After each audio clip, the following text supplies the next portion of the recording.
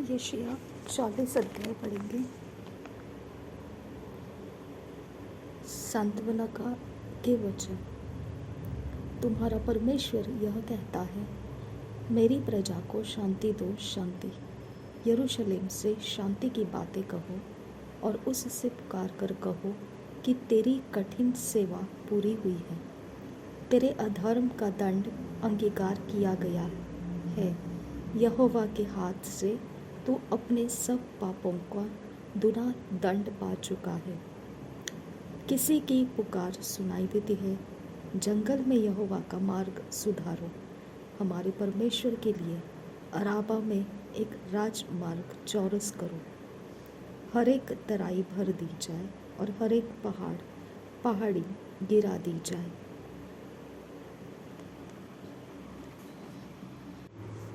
जो टेढ़ा है वह सीधा और जो ऊंचा नीचा है वह चौरस किया जाए। तब यहोवा का तेज प्रकट होगा और सब प्राणी उसको एक संग देखेंगे, क्योंकि यहोवा ने आप ही ऐसा कहा है। बोलने वाले का वचन सुनाई दिया, प्रचार कर। मैंने कहा, मैं क्या प्रचार करूं? सब प्राणी घास है, उनकी शोभा मैदान के फूल के समान है। जब यहोवा की सांस उस पर चलती है, तब घास सूख जाती है और फूल मुरझा जाता है। निसंदेह प्रजा घास है, घास तो सूख जाती और फूल मुरझा जाता है, परंतु हमारे परमेश्वर का वचन सदैव अटल रहेगा। हे सियोन को शुभ समाचार सुनाने वाली, ऊंचे पहाड़ पर चढ़ जा। हे यरूशलेम को शुभ समाचार सुनाने वाली, बहुत ऊंचे शब्द से सुना, ऊंचे शब्द से सुना। मत डर, यहूदा के नगरों से कहे, अपने परमेश्वर को देखो। देखो, प्रभु यहोवा सामर्थ्य दिखाता हुआ आ रहा है। वह अपने भुजबल से प्रभुता करेगा। देखो, जो मजदूरी देने को है वह उसके पास है, और जो बदला देने का है वह उसके हाथ में है। वह चरवाहे के समान अपने झुंड को चराएगा। वह भेड़ों के बच्चों को अंकवार में लिए रहेगा और दूध पिलाने वालियों को धीरे धीरे ले चलेगा। इज़राइल का अतुलनीय परमेश्वर। किसने महासागर को चुल्लू से मापा और किसके बीते से आकाश का नाप हुआ? किसने पृथ्वी की मिट्टी को नपुए में भरा और पहाड़ों को तराजू में और पहाड़ियों को कांटे में तोला है? किसने यहोवा की आत्मा को मार्ग बताया या उसका मंत्री होकर उसको ज्ञान सिखाया है? उसने किस से सम्मति ली और किसने उसे समझाकर न्याय का पथ बता दिया और ज्ञान सिखाकर बुद्धि का मार्ग जता दिया है? देखो, जातियां तो डोल में की एक बूंद या पलड़ी पर की धूल के तुल्य ठहरी। देखो, वह द्वीपों की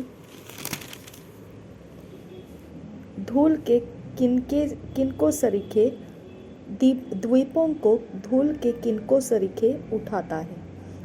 लबानोन भी ईश्वर के लिए थोड़ा होगा और उसमें के जीव जंतु होम बलि के लिए बस न होंगे। सारी जातियां उसके सामने कुछ नहीं है। वे उसकी दृष्टि में लेश और शून्य से भी घट ठहरी हैं। तुम परमेश्वर को किसके समान बताओगे और उसकी उपमा किससे दोगे? मूरत कारीगर ढालता है, सोनार उसको सोने से मढ़ता और उसके लिए चांदी की सांकलें ढालकर बनाता है। जो कंगाल इतना अर्पण नहीं कर सकता, वह ऐसा वृक्ष चुन लेता है जो न घुने। तब एक निपुण कारीगर ढूंढकर मूरत खुदवाता और उसे ऐसा स्थिर कराता है कि वह हिल ना सके। क्या तुम नहीं जानते? क्या तुमने नहीं सुना? क्या तुमको आरंभ ही से नहीं बताया गया? क्या तुमने पृथ्वी की नींव पड़ने के समय ही से विचार नहीं किया? यह वह है जो पृथ्वी के घेरे के ऊपर आकाश मंडल पर विराजमान है और पृथ्वी के रहने वाले टिड्डी के तुल्य है, जो आकाश को मलमल के समान फैलाता और ऐसा तान देता है जैसा रहने के लिए तंबू ताना जाता है, जो बड़े बड़े हाकिमों को तुच्छ कर देता है और पृथ्वी के अधिकारियों को शून्य के समान कर देता है। वे रोपे ही जाते, वे बोए ही जाते, उनके ठूंठ भूमि में जड़ ही पकड़ पाते कि वह उन पर पवन बहाता, और वे सूख जाते और आंधी उन्हें भूसे के समान उड़ा ले जाती है। इसलिए तुम मुझे किसके समान बताओगे कि मैं उसके तुल्य ठहरूं? उस पवित्र का यही वचन है, अपनी आंखें ऊपर उठाकर देखो, किसने इनको सिरजा। वह इन गणों को गिन गिन कर निकालता, उन सबको नाम ले लेकर बुलाता है। वह ऐसा सामर्थ्य और अत्यंत बली है कि उनमें से कोई बिना आए नहीं रहता। हे याकूब, तू क्यों कहता है? इस्राएल, तू क्यों बोलता है? मेरा मार्ग यहोवा से छिपा हुआ है।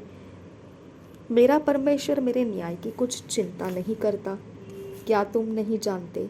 क्या तुमने नहीं सुना? यहोवा जो सनातन परमेश्वर और पृथ्वी भर का सृजनहार है, वह न थकता न श्रमित होता है, उसकी बुद्धि अगम है।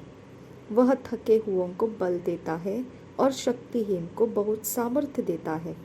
तरुण तो थकते और श्रमित हो जाते हैं और जवान ठोकर खाकर गिरते हैं, परंतु जो यहोवा की बाट जोहते हैं वे नया बल प्राप्त करते जाएंगे। वे उकाबों के समान उड़ेंगे, वे दौड़ेंगे और श्रमित न होंगे, चलेंगे और थकित न होंगे।